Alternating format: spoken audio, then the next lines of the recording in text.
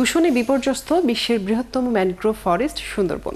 নানামুখী দূষণে একদিকে যেমন সুন্দরবনের জীববৈচিত্র্য ক্ষতিগ্রস্ত হচ্ছে, অন্যদিকে জোয়ারে বনে ছড়িয়ে পড়া প্লাস্টিক, পলিথিন, জেলেদের ছিঁড়ে যাওয়া নাইলনের জালও গাছের শেকড় ও শ্বাসমূল বৃদ্ধিকে বাধাগ্রস্ত করছে।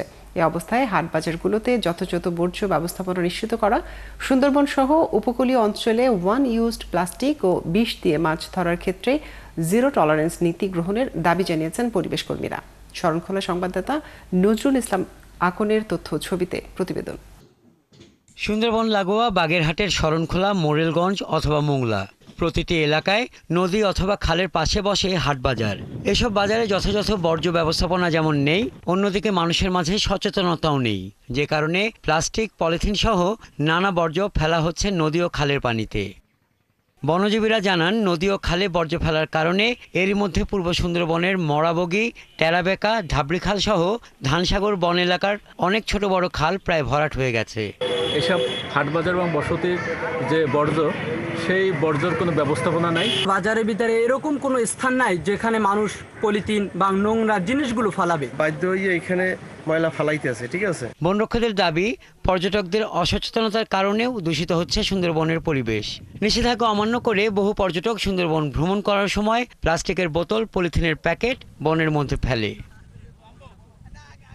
এছাড়া সাগর ও নদীতে দুর্ঘটনার কারণে জেলেদের ছিঁড়ে যাওয়া নাইলনের জাল, দড়ি, প্লাস্টিক ও ককশিটও জলোচ্ছ্বাসের সময় বনে ঢুকে যায়, যা গাছপালার শেকড় ও শ্বাসমূল বৃদ্ধি বাধাগ্রস্ত করে। সুন্দরবনের খালে বিলে সব জায়গায় যে মাছের ক্ষতি হচ্ছে, মাছের খাবার খেতে পারতেছে না, খালের নিচে সব জায়গায় পলিথিন আর পলিথিন শুধু। প্রতি বছর সুন্দরবনে হাজার হাজার পর্যটক এই সুন্দরবনে ভ্রমণ করতে আসে। তারা বিধি নিষেধ না মেনে সুন্দরবনে প্লাস্টিকের বোতল এবং পলিথিন এবং বিস্কুটের খোসা এগুলো হচ্ছে সুন্দরবনে ফেলায়। সুন্দরবনের মধ্যে যদি প্লাস্টিক অথবা পলিথিন যদি জোয়ারের স্রোতে ভেসে যায়, তাহলে সুন্দরবনের গাছের শিকড়ে গাছ বাড়তি হওয়ার ব্যাহত ঘটবে। শরণখোলা উপজেলা নির্বাহী কর্মকর্তা জানান, ইউনিয়ন পরিষদের মাধ্যমে বর্জ্য সংরক্ষণের জন্য প্রায় 50টি বক্স ও জায়গা নির্ধারণ করা থাকলেও বাজার ব্যবসায়ীরা তা ব্যবহার করছেন না।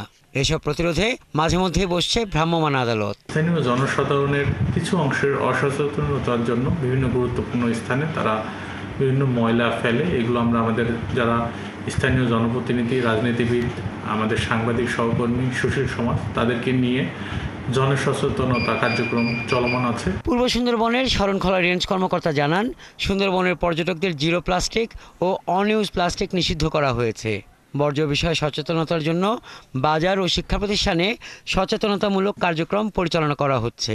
এবং আমরা বিভিন্ন বাজার, তারপর হচ্ছে শিক্ষা প্রতিষ্ঠান, এইসব জায়গার মধ্যে আমরা সচেতনতা সৃষ্টির চেষ্টা করছি যেন পর্যটকদের নিয়মে আনার পাশাপাশি দূষণ প্রতিরোধে যথাযথ ব্যবস্থা গ্রহণের মাধ্যমে সুন্দরবনের ইকোসিস্টেম ঠিক রাখার দাবি তুলেছেন সংশ্লিষ্টরা। হাসান আহমেদ, ৭১। এই বিষয়ে জানাতে আমাদের সাথে যুক্ত হচ্ছেন সহকর্মী নজরুল ইসলাম আকন।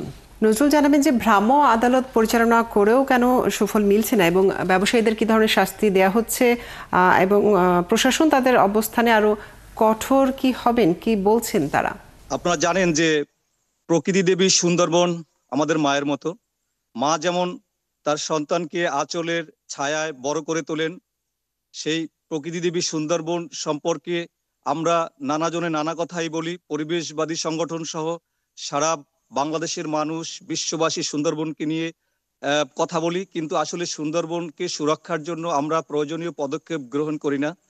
তার দৃষ্টান্ত এই যে যুগ যুগ ধরে সুন্দরবনের উপকূলে যে হাট বাজার রয়েছে, শত শত হাট বাজার রয়েছে, যেমন শরণখোলা চিত্রে নিশ্চয়ই দেখা গেছে যে স্থানীয় শরণখোলা রান্দা বাজারের যে খালে বর্জ্য ফেলা হচ্ছে, সেগুলো ভেসে ভেসে সব সুন্দরবনে যাচ্ছে। তো শুধু শরণখোলা নয়, পার্শ্ববর্তী যে সুন্দরবন সংলগ্ন পাথরঘাটা, মোংলা, রামপাল, মোরেলগঞ্জ থেকে শুরু করে যত উপজেলা আছে, জেলা আছে, সেখানে যত বর্জ্য হয় প্লাস্টিক, পলিথিন সহ, সেই সুন্দরবনের জন্য, জীববৈচিত্র্যের জন্য ক্ষতিকর বিষাক্ত যে সেই পদার্থ, সেগুলো প্রতিনিয়ত সুন্দরবনে ঢুকে পড়ছে এবং সুন্দরবনের জীববৈচিত্র্য ক্ষতিগ্রস্ত হচ্ছে। আমরা আরো জানি যে যারা সুন্দরবনে ভিজিট করতে আসেন পর্যটক, তাদের দ্বারাও সুন্দরবন ক্ষতিগ্রস্ত হচ্ছে। যদিও বন বিভাগের দাবি যে সুন্দরবনের বর্জ্য ময়লা সেগুলোতে ওনারা পরবর্তী সময় এগুলো সংগ্রহ করে ধ্বংস করে দেন। আবার আমরা আরো একটা বিষয় জানি যে আমাদের জেলেরা নদী এবং বঙ্গোপসাগরে যে মাছ শিকার করে থাকেন, তখন ঝড়ের সময় তাদের জাল ছিঁড়ে যায় এবং জালের যে ভাসনা প্লট বা ককসিট সেগুলো ভেসে ভেসে সুন্দরবনের মধ্যে প্রবেশ করে এবং সেগুলো দেখা যায় যে সেই জালগুলো। নজরুল, আপনাকে অনেক ধন্যবাদ যুক্ত থাকার জন্য। দর্শক, সুন্দরবনের খবর জানাচ্ছিলেন আমাদের সহকর্মী।